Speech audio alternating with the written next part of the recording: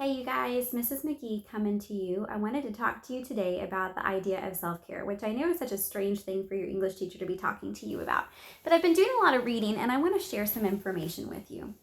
We are living in a time that is unprecedented for us, right? We've never had to experience the kind of illness that we are watching happen around our country and around the world. And we have never had to be this isolated before. But I want you to know that this is not the first time it's ever happened. It has happened in the history of the world and really not that long ago. Because in the 1920s, think like The Great Gatsby. You guys have seen that movie and you may have read the story. And that happened in the 1920s. Well, the 1920s is when penicillin was discovered, and that was our first antibiotic. And since then, we've had so many medical advances where we have different types of antibiotics, and now we have vaccines to prevent us from getting different illnesses.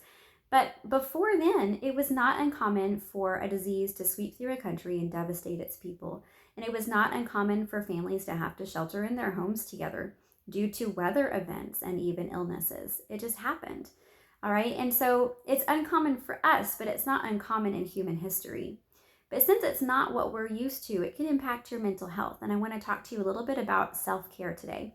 The first thing I want to suggest to you about self care is that you make a schedule for yourself.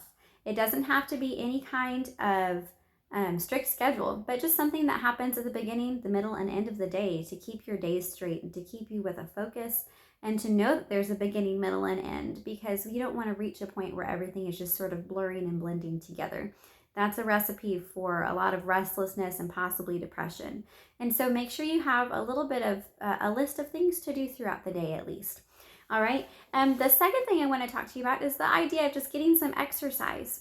I've been jogging and walking nearly every day, and I feel so good afterwards. And the reason for that is that it releases endorphins, right? And that makes your brain happy. Your body's happy because you had exercise, and your brain is happier and healthier for it as well. So check with your doctor if you have any medical concerns, but get some exercise. It doesn't have to be strenuous, but a little bit of exercise every day is really good for you. All right. And then there's one other thing I want to talk to you about, and this is called the HALT principle. HALT, like stop. And it stands for hungry, angry, lonely, tired. HALT. All right. And these are all things that can be triggers for us to fall into bad habits or even set us up for some depression. And so I want to talk to you about ways that you can deal with that, because those four things, hunger, anger, loneliness, and tiredness, they all can be solved with a little bit of self-care. Okay? If you are hungry, get something to eat, right? I know that right now food is an issue for a lot of families. So you have the opportunity to go to Brockett or Monaco to get food so that you are taken care of. Please do that. If you do have food in the house, well, then have a bowl of cereal, have a sandwich, get something to eat so that you have taken care of that hunger issue. If we are hungry, then we do not think clearly. So you want to be sure that you've taken care of that. If you are angry, that's the next one. You need to take a break from your family, right? We all get on each other's nerves. So this is a good time to find a little space, maybe go for a walk, right? And spend a little time doing something that you like to do that calms you down, listening to music. Maybe you need to pray or meditate, but find a little bit of calm and focus outside of your general day-to-day things that are making you feel so angry. All right, the next one is loneliness, and everyone is dealing with that right now because we are so isolated from the people we are used to relying on. Reach out through social media. You can text, you can get on social media and talk to your friends, you can FaceTime a grandparent. All right, any of those things are good for you, and it's going to be good for them too. So don't let yourself just be lonely. Reach out to somebody. And the last one is tiredness. And you guys, you can deal with this by taking a nap. Or if you did that thing where I said make a schedule, well, then go to bed on time. And that will help you so much.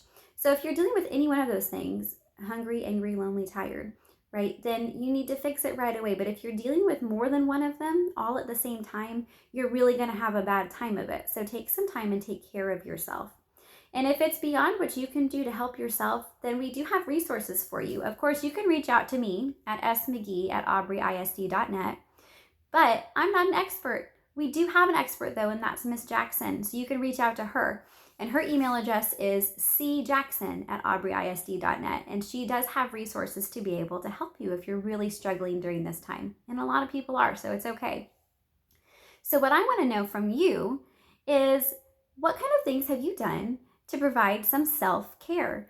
Think about over the last week or two, what have you done for yourself to be able to maintain some sanity during this crazy time that we're living in and to make yourself healthier and happier? All right, so I'm going to pose that question in Google Classroom, and I just want you to reply to it with something that you have done to provide self-care. All right, until next time, bye you guys.